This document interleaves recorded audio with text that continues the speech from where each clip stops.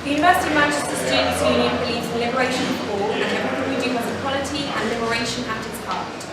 Students are expected to respect the right of all members and staff to enjoy the Students' Union as a safe space environment, defined as a space which is welcoming and safe and includes the prohibition of discriminatory language and actions. The Students' Union is committed to providing an inclusive and supportive space for all students. The Students' Union believes all students should be free from intimidation or harassment and from prejudice or discrimination on the grounds of age, disability, marital or maternity or paternity status, race, religious beliefs, sexual orientation or sexual activity, gender identity, trans status, socioeconomic status or culture, or any other form of distinction. The Students' Union strongly believes in the right to free speech, however it acknowledges that this should not be to the detriment of the rights of other individuals and groups. Freedom of speech is important, yet intention to incite hatred is never acceptable. The Students' Union recognises that discrimination can occur whenever it is not consciously challenged. Any person in a Students' Union building or attending a Students' Union event is responsible for their own language and behaviour. If behaviour is reported that is not in accordance with this policy, members may be asked to leave immediately by staff and elected full-time officer. Also, in the interest of accessibility, I'll ask that candidates who respond to the questions, please raise your voices and make it clear. There may be a bit of background noise as well to make sure the camera picks you up and everyone in the audience can hear you. Also, if anyone would like to tweet about tonight's question time, please use the hashtag MCRVotes. So we are joined by 3 of the Women's Officer candidates. We've had a lot of questions submitted online. I'm sure there'll be more from the audience as we progress. So if any of the audience does think of a question as we go along, please write it on the paper provided and raise your hand with it, and it will be collected. My friend or Trish have passed to me as we go, and if we get time, we'll answer those questions as well. So we've got a lot to get through. The questions should be directed to all the candidates, so please don't make it specific or personal. In that way, only about the women's officer role. Candidates will have 1 minute to introduce themselves, which we'll move on to shortly, and then they should state why they think they should win in 1 minute. You will then have 1 minute to respond to each of the questions. We'll start on the end and we'll move forward, and so each candidate alternates who's going first on each question, so it's fair in that way as well. Okay? So we'll now move on to the question part of this evening, and we'll start with introductions first. That's really the best idea. So Nikki, if you'd like to start first. Hi, my name is Nikki Archer. Women's officer role, I think I would be very good at, because women's liberation is something I've always been very passionate, very close to my heart. Right since my first year, I've been very involved in different women's movements. I've been very involved in Riveters, and although it's a non-hierarchical organisation, I've been very involved in setting up meetings, weekly meetings, and I have lots of fun ideas for the union. So starting with at the beginning of the year, I'd like to set up a Women's Fest, which would be a really nice big positive festival where we celebrate women's talent. We have stand-up comedians, exhibitions, I'm really passionate about cross-liberation. I'd like to set up a liberation lounge and a women's space to make sure that the women's movement is more intersectional. I'd also like to start up a White Not Diet campaign and look at the prevalence of eating disorders amongst university, and continue with the fantastic work of the Women's Campaign this year on tackling sexual harassment on campus. Thank you. Now we'll move on to Jess, please. Hi, I'm Jess. I'm running to be a Women's Officer. I've been really involved in the Women's Campaign this year so far. I've been one of the people who set up the We Get It anti-sexual harassment campaign. I was involved in Reclaim the Night. I ran and organised and chaired a women's sport discussion. I've also been involved in some other stuff in the unions, like the TED Talks and stuff like that. But I really want to build on the amazing work that we've done this year and take it forward and build an even stronger, more inclusive, proactive campaign. I want to take the work that we've already done on sexual harassment into clubs and night buses to make sure that all students feel safe while they go out at night. Make sure that the We Get It stuff is in freshers packs, so that all students can sign a pledge against sexual harassment and know about our zero tolerance policies. I also want to get a report button put on the My Manchester website and app so that people can report antisocial behaviour and sexual harassment as soon as it happens, and they know that it's that accessible to make a complaint. And then I've got loads of ideas of how to like make campus a nicer place. Yeah, that's my time. Thank you. We'll now move on to Nathan.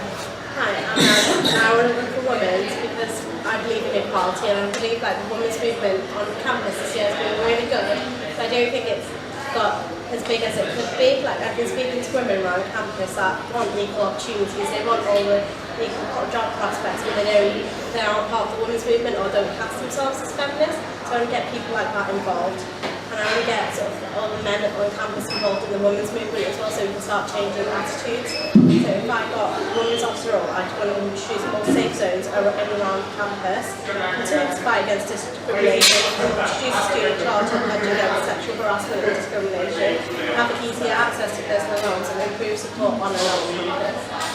Okay, thank you. We'll now move on to the questions, and we will begin with Nikki asking the first question. Every year, the exec team collaborate on a priority campaign. What do you think should be the priority campaign for 2014-15? Well, sorry, so the whole of the exec team? Yes. Okay. So one of the campaigns which I'd really like to push in my university, I mean there's been a fantastic campaign this year, which is the We Get It campaign against harassment, so that'd be good to build upon. I would really like to do something to do with promoting a healthy lifestyle, and I'd like to work with the wellbeing officer on that. I think as part of the Right Not Diet campaign, it would be really nice, and I've been in discussion with Student Minds about this, which is a group which look at student mental health. I think it would be really good to have workshops where we talk to people about how to support friends who have eating disorders, raising awareness about the prevalence of eating disorders, how to the triggers of them and the stages of recovery. I think as part of that, it would be good to have a food co-op in the union, to have a food co-op, but to have it weekly on a larger scale. That's your time. Great. Thank you. Jess, would you like to answer the question? Yeah, I think like it's really good to work together with all the different exec teams to do big campaigns. Obviously, among women's officers, so my angle would be coming from the women's liberation movement, but a lot of my policies would tie in to like wider campaigns with all of the exec members. Like my report button, I think could be really effective in like making campus and like just student life so much safer and so much like more welcoming, and bringing like students in so people know that the union advice service is here, so that whenever anything happens or they need help with anything, they can just go onto their phone or onto their computer and be in touch with the exec team like straight away. I think we can really build on that kind of stuff as well, with the sexual harassment issues, which link in with that, which is like taking those issues into clubs and making links between the union and clubs, and also the transport, with working with the police as well to make coherent policies of how like people who work in clubs and people who are driving buses know how to deal with sexual harassment, and then we can like have a link between the union and these clubs and the buses, like with joint campaigns, so that they're slightly more accountable to us as well, because of our students are using them constantly and their problems there. That's your time. Thank you. The same question to Natalie. I think the student charter introducing sort of like we can expand that charter to include sort of against all sort of discrimination against sexuality or gender or even race and things like that. It just shows there's something official there. So I feel like having something official that's endorsed by the university would make it easier to complain about things like that, and it can be like they're taking a lot seriously. And things like improving support on campus that is a lot more visible, so it's easy for someone to go to. Like got a 10-minute break in between lectures, they can just go somewhere, get the support they need, and find out what help they need. I think things like that, big unions of like exactly inside push for. Okay, thank you. We'll now move on to the second question, and we'll start with Jess on this one. What can you offer that is different to previous women's officers? Good question. I think what can I offer for different people, well, myself, because it would be me in the role. I think that on top of all of the policies that I put forward on my manifesto, I really just want to be a really visible and accessible person and face of support around campus. I want to make sure that if I get elected, in the first term, I'm going around and make sure that every course I'm doing shout outs in their lectures so they know who I am, and that I'm available for just support, and that women's campaigners or just women students or anyone can just come in and have a cup of tea and a chat and just be that support as well, because I think that's really important as a backbone to any of the big campaigns and the big policies that I've got, so that women's students feel supported and safe, so that we can then go out and smash patriarchy with all my big ideas as well. Okay, thank you. That's good to know. Jasmine? I think the difference I've got is trying to get everyone involved in the women's movement, because I think it's very important that we get all sort of guys involved as well. So try to get speak to everyone, just be always easy to contact and things like that. Okay, thank you. One of the things, we've had some fantastic women's officers, and Tabs has done a very good job in the past couple of years. But one of the things I'm really interested in looking at is making sure that the women's movement is more intersectional. And so I think one of the things I'm very interested in is creating a stronger cross-liberation network. So creating a liberation land would be lovely. Having within the union itself, and then having a women's space somewhere around university. And there's a lot of scope to do this because of it's all reshuffling all the spaces around university at the moment. And so to do this, I think it would be great to have more kind of grassroots campaign movements coming, because having permanent spaces like that, you can get people networking with each other and talking about campaigns themselves, and different liberation groups can meet with each other and talk about setting up their own campaigns. So I think that would be a really nice space. Okay, thank you. We'll move on to the next question. We'll start with Jasmine. What will you do to bring more people into the women's campaign?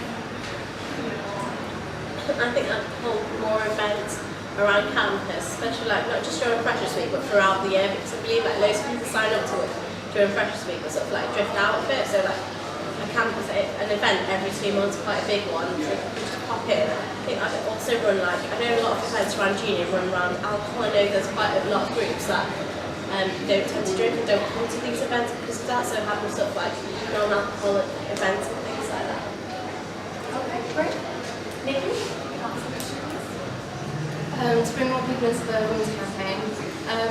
I think that one of the reasons I was first attracted to women's campaign in my first year was I found it an incredible support network, and I met some really inspirational women through it. And so it wasn't just the kind of campaigning side of things, it was the support and the women around me.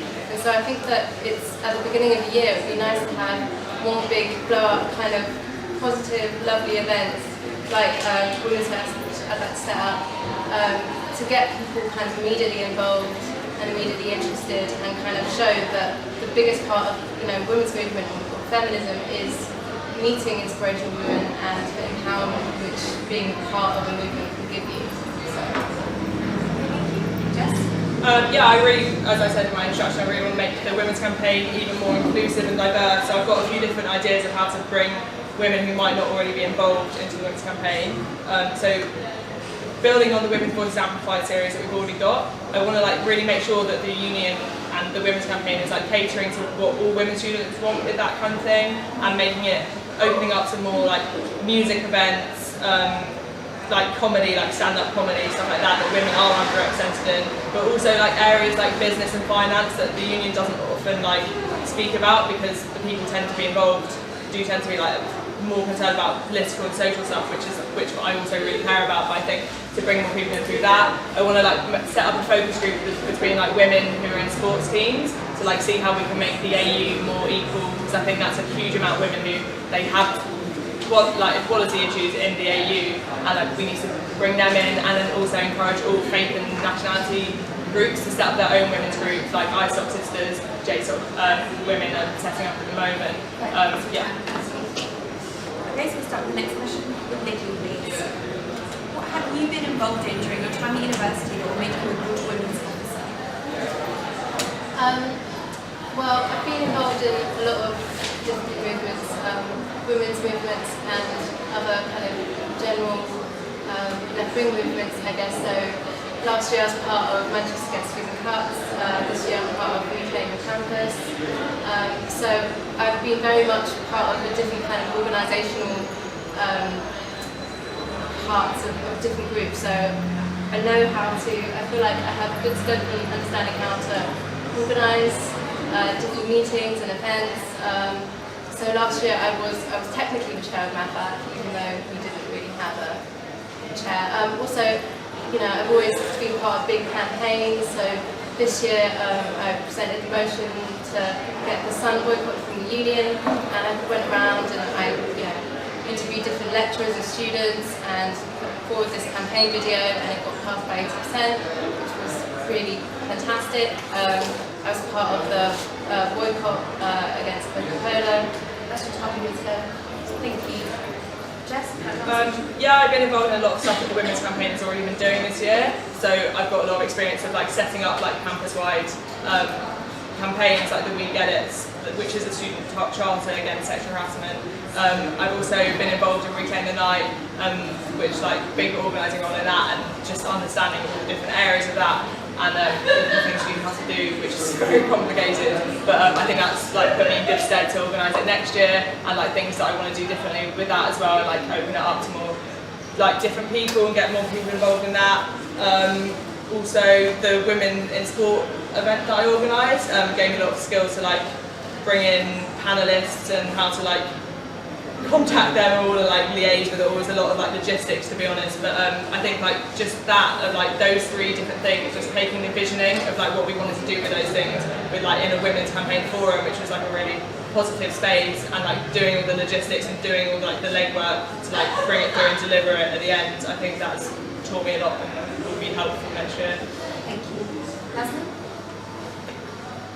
I think the experience I have, like, I've been a member of quite a lot of societies and been working with them, and sort of like all the women's movements. I've been very active, sort of sharing them in social media and trying to get people to sign up to them. Also, the Women's Officer for Labour this year, and I think through that I've been able to meet loads of sort of feminists and see what their messages and how they've made a difference on their campuses. It's pretty like taking up from their experience, I can make improvements towards. Okay, thank you. The next question will start with Jess.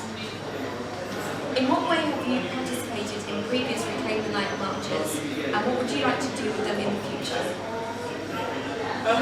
Quite similar questions. So yeah, I've been involved in Reclaim the Night, and I was on the organising committee for that. So right from the beginning of like visioning it, like how we want it to be, like how we wanted to like build on it from last year, and so I guess I was kind of involved in every aspect of that.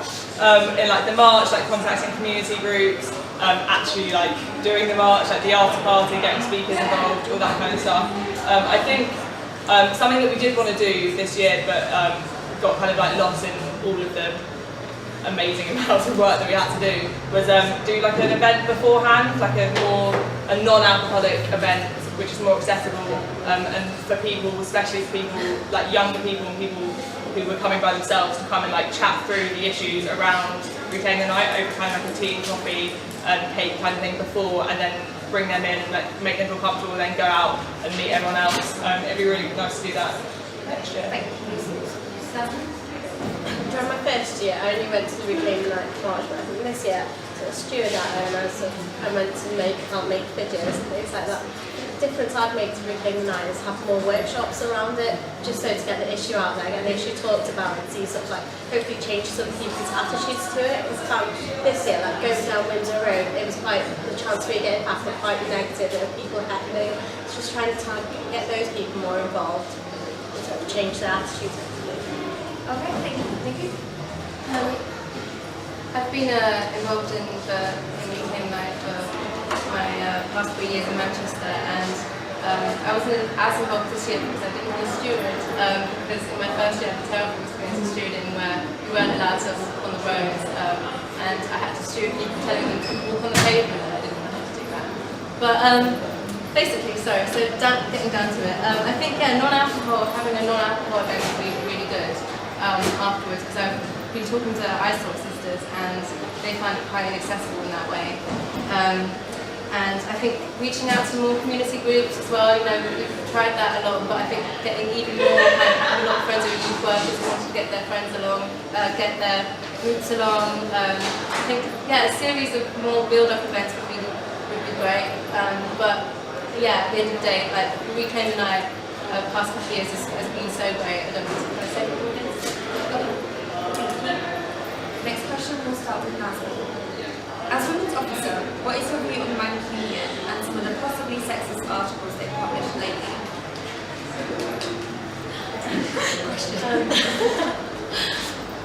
Mancunian, I think the students are writing, most of the time they do write really good articles that are well researched, but sometimes you do get those articles that aren't quite as great. I think it's freedom of speech, but I think we have to work towards changing those attitudes so people don't write articles like that. Great, thank you. I've had a lot of issues with Mancunian in the past because I feel like they do have a tendency sometimes, I shouldn't say that too much, they do have a tendency sometimes to get a little bit too tabloidy, and sometimes in their advice columns they give out very bad advice in their advice columns, they ran a terrible thing against No More Cage Free when we passed it, which wasn't very nice.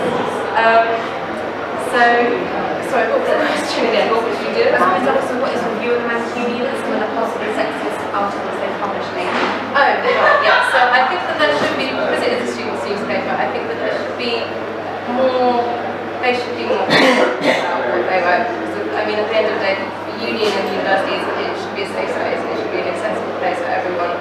So having kind of sexist, discriminatory articles and not, it's not. Okay, thank you. Jess? I think it's probably a bit of a shame that that the Mancunian and the exec team seem to have such a unfriendly relationship, like year after year. It is a shame. Not always, in general. I think that, like what you were saying at the beginning about the safe space policy, should and I think does apply to the student newspaper, which is produced by the Students' Union. And we should be able to maybe hold that to account slightly more, to make sure that things that are being printed in our students' newspaper are discriminating against people because of their race, sexuality, gender, any of that stuff, and that's completely within students and the executive's right to pull people up on that. And I think that I'll definitely be vigilant in doing that. But then also, I just think that the relationship between the Mancunian and the executive doesn't need to be oppositional, and maybe work with them to show them where they can improve on that safe space area, and so that it can be self-regulatory, so I wouldn't have to be reading everything about that sexist, that sexist, that sexist. Thank you. Moving on to the next question, we'll start with Nikki. Why is there a women's officer but not a men's officer? Is this discrimination against men? For some reason I'm feeling this all the time. Yeah. Why is there a women's officer?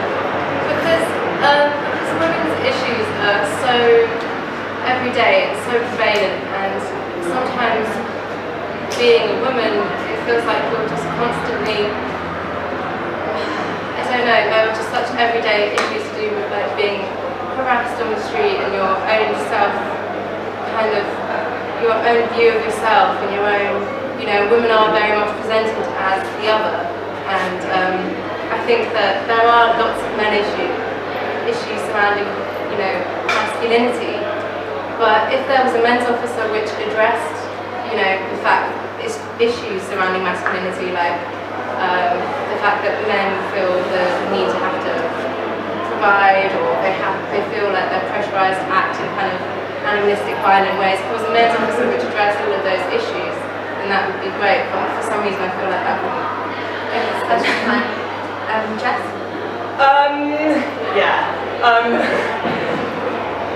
There can be a men's officer when men aren't overrepresented in all positions of power and in our university and in pretty much every aspect of life. I think that it's a different question whether we want men involved in the women's movement than whether there should be a man's officer. I think that there's not really a danger of men not being represented on the exec team. I think that reports of sexual harassment with students in Manchester is up 86% from this time last year, and that is predominantly a women's issue. And a women's officer, unfortunately, a big part of that is dealing with a lot of sexual harassment cases and making women feel safe and stopping the causes of those issues. And I think that's really needed. I don't really want to go on about it. There does need to be. I think I saw this great thing on Facebook the other day. It's about there's no men's officers because it's like in Mario Kart, when you're in first place you don't get a speed booster because you don't need it, and I just thought that was great. That sort of essentially says it. Men do have positions of power. It's a lot easier for them to get into jobs. I think the other day it makes no difference whether a woman gets a 2-1 or a first in a degree when it comes to how much she earns in a job because of the pay gap. I think things like that. That's why we don't need a man's officer. Men aren't sort of discriminated. It's not it's a lot harder for women to get into positions of power, to get good jobs, to get that high earning jobs. So I think the men's officer is not needed. Thank you. We'll now move on to the next question, and we'll start with Jess. How will you support trans women as a women's officer?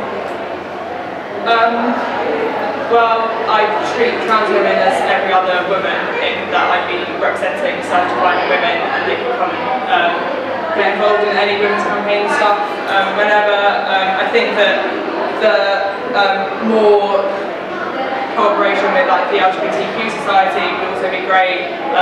Get intersectionality 101 kind of things into all societies and liberation movements.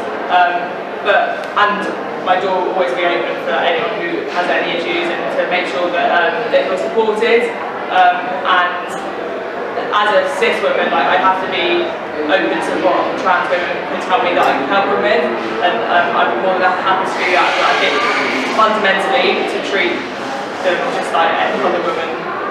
Okay, thank you. I treat trans women like any other women. That's how they do identify themselves, and have to respect that. I think I'm trying to get the university to officially recognise them as women. I've heard stories about how someone wanted same gender accommodation, they got put into a male accommodation and they themselves identified as a woman, so they were really uncomfortable with that. I'd work with them to try and get sort of official recognition. Thank you. When in my first year, I was part of the campaign to push for gender neutral toilets in the union, and I think that there should be more gender neutral toilets across university. They should be in every building really.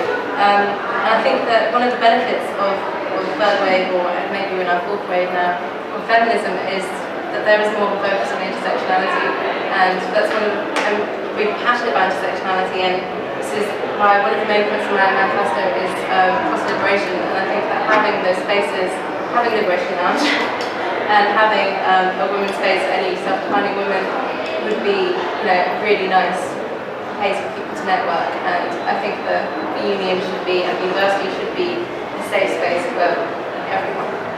Okay, thank you. We'll now move on to the audience's questions, which I've got in front of me, and we'll start with Nazmin. What will you do to make sure that the Women's Campaign is inclusive and diverse? I try and reach out to everyone and make sure that everyone felt comfortable, there's a variety of events. It wasn't necessarily just let's go meet up for a drink, or at this time just on different days, so it's accessible for everyone, maybe one on sort of Wednesday afternoon and things like that. It's just there's a time for everyone to make for it. Thank you. I feel like I've already kind of spoken about this, but yeah, so the women's movement, should really be more diverse, really, because within a lot of feminist movements, they can be predominantly quite middle class and quite white, and it can feel quite difficult when you don't fit into that. So I've been in feminist meetings before where everyone, we said, as movers or white feminists, what do we do about this global feminist issue? And I've had to put my hand up and say, actually, hang on a second, I'm mixed heritage and I don't define in that way. And so I think that in that way, a lot of feminist groups can be quite inaccessible. but which is why I think I'd like to focus on liberation. Okay, thank you. Jess? Yeah, I think I started talking about this on one of my other questions, but got cut off, so this is nice.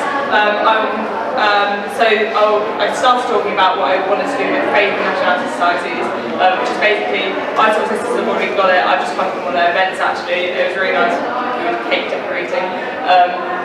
I think all faith and all international societies and nationality societies, I think, could really benefit from like the support of a women's officer, like helping them to create their own women's group, and then to hopefully like I want to work with ISOP, and I was going to speak to JSOP about what they want from those kind of women in faith groups and like international student women's groups and stuff like that, and like to help them individually, but then also do some like events with everyone, so like a women in faith discussion, so that women can come together and talk about what it's like to be women in faith, and also maybe like just some social events like bringing international dinners and stuff like that, and then hopefully getting like that's a huge amount of women students who might have already been involved with the women's campaign, bring them into it. The next question will start with Nikki, please. During your time at university, what experiences have you had to make you the best candidate to lead the women's campaign? Perhaps similar to one of the earlier questions. Maybe the best candidate. I think overwhelmingly, I don't think anyone would be the best candidate, because actually essentially the role of women's officer, you are representative, so it's not all about, it's not singularly about your ideas, it's about representing what students want. But I do, so in that way, I do think I have a lot of experience in organisational aspects and kind of helping different like campaigns and societies. But I think my main role would be acting as a representative.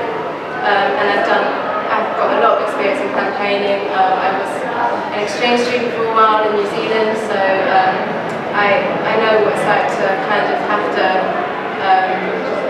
be in kind of new environments and having to, I guess.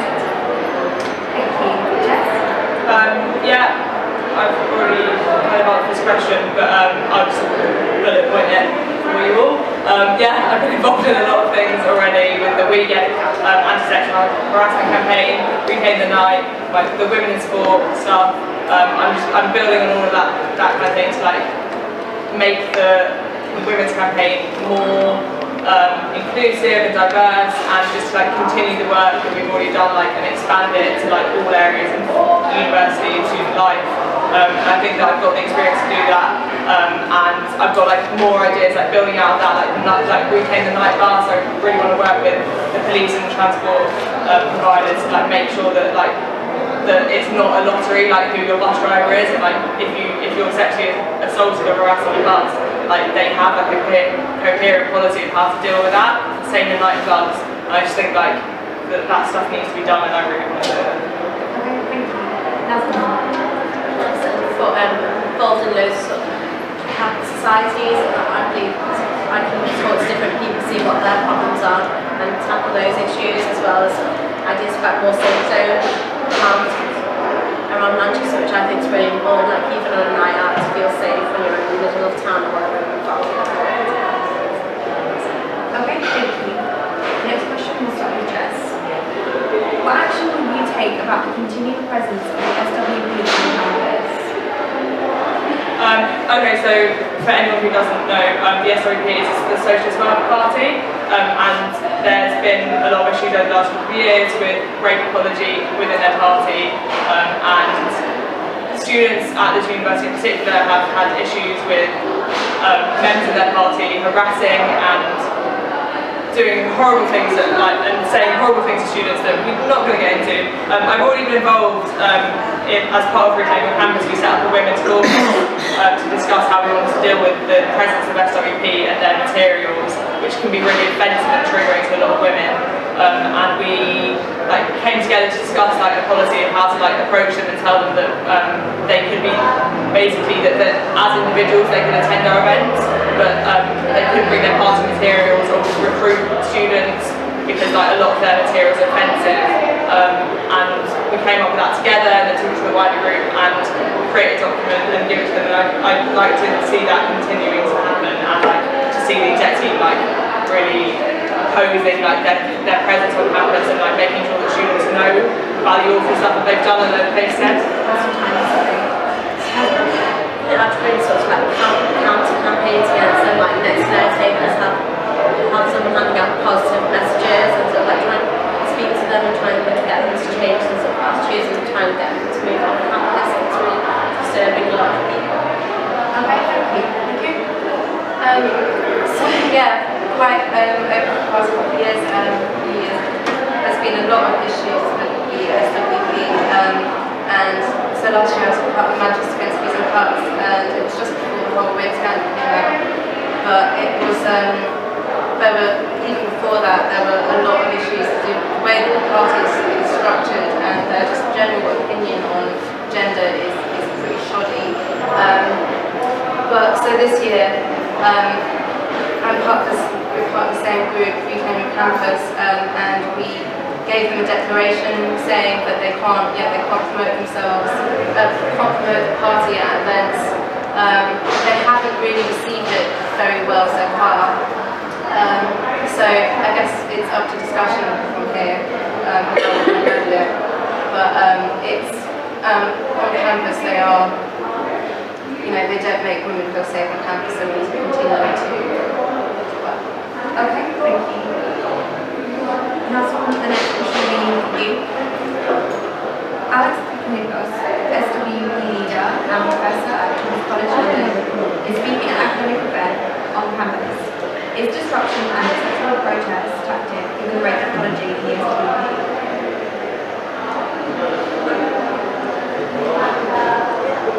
Disruption is a mobile tactic, but I think it'd be more effective as just going there and heckling them. It'd be more effective if you want to counter sort of talk to them to say what you think is wrong, and hopefully get more students to go to that. And I think that's a better way as opposed to just going and heckling.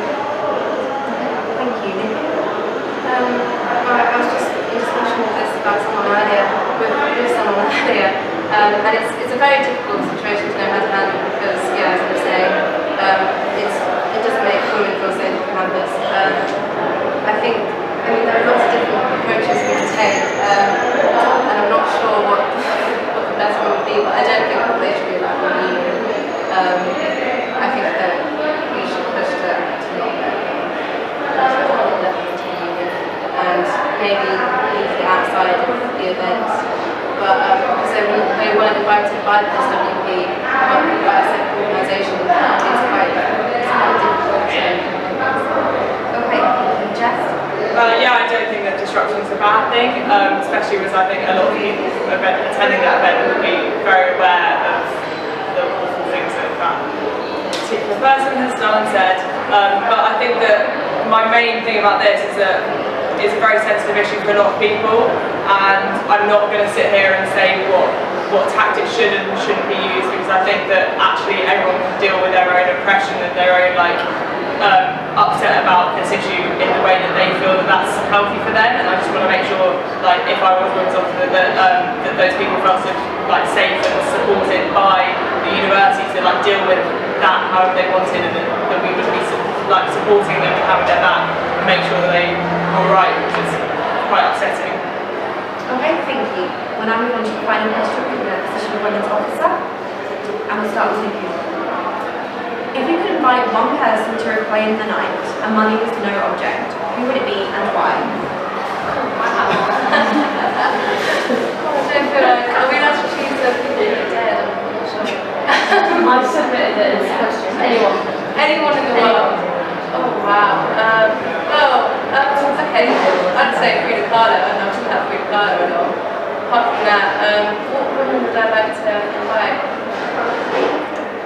So it's such a large question. I'm not quite sure where to start. I should say come back to me on this. Money wasn't an issue. Maybe. I'm so sorry. I'm still maybe. I'm not sure.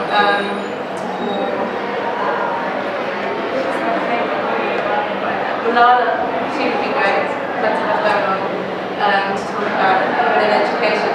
Yeah, probably Malala. Okay, thank you, Jess.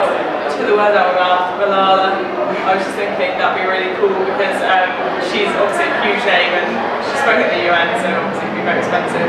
But it would be cool to have. I think the Reclaim the Night is like supposed to be quite like community based and led, and I don't think like having a huge name celebrity like could say Beyonce, but I don't think that would really be in line with like the idea of Reclaim the Night and like Malala would be wicked because like it's like grassroots, like really like talking about how communities and individuals can make a difference and like really inspiring. So Okay, thank you. I was actually saying the same person. She's actually she's actually our Women of the Day today on our online page that dedicated to women. But she's just amazing. Like she sort of went from a community that is sort of quite anti-women, and she sort of stand up and do what she did was I think pretty impressive. I think she's been inspiration to a lot of people in different communities. So she was great. Okay, that brings us to the end of the question time for the Women's Officer candidates. I'd like to thank Niku, Jess and Nazim for coming. So thank